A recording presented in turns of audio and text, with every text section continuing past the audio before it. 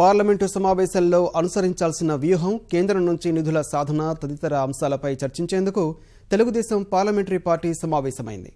వివరాలను మా ప్రతినిధి కృష్ణ అడిగి తెలుసుకుందాం. కృష్ణ, చెప్పండి, తెలుగుదేశం పార్లమెంటరీ పార్టీ సమావేశం ఎజెండా ఏంటి?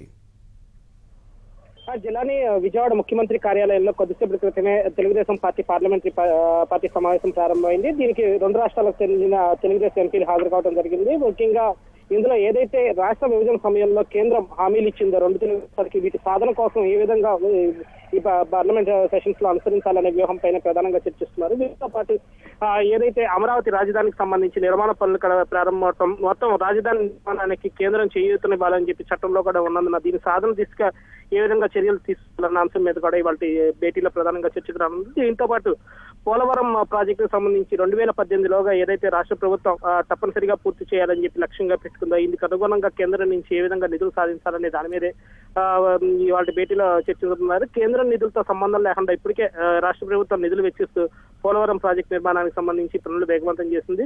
వీటిని ఏ విధంగా రీఎంబర్స్ చేసుకోవాలి, కేంద్రం నుంచి తదితర అంశాలను కూడా ఇవాళ పార్లమెంట్ పార్టీ భేటీలో చర్చిస్తున్నారు. అలాగే ఇటీవల రైల్వే బడ్జెట్ లో ఏదైతే విశాఖకు ప్రత్యేక జోన్ వస్తుందని చెప్పి రాష్ట్రం తెలుగుదేశం రాష్ట్ర ప్రభుత్వం ఆశించిందో అందుకు తగ్గట్లుగా రాకపోవడంతో మరోమారు ఎంపీలంతా కలిసి కేంద్ర పెద్దలను కలిసి ఈ బడ్జెట్ సెషన్ పూర్తయ్యే లోపు ప్రత్యేక జోన్ ఏ విధంగా తీసుకురావాలి అనే అంశం మీద కూడా ఈ భేటీలో ప్రస్తావనకు వచ్చే అవకాశం ఉంది. మొత్తం మీద రెండు తెలుగు రాష్ట్రాలకు సంబంధించి అభివృద్ధి కార్యక్రమాలకు సంబంధించి కేంద్రం వద్ద పెండింగ్ లో ఉన్న అంశాన్ని ఏ విధంగా సాధించుకోవాలి ఏంటి అన్న దాని మీదే అధినేత చంద్రబాబు ఎంపీలందరికీ దిశానిర్దేశం చేస్తున్నారు.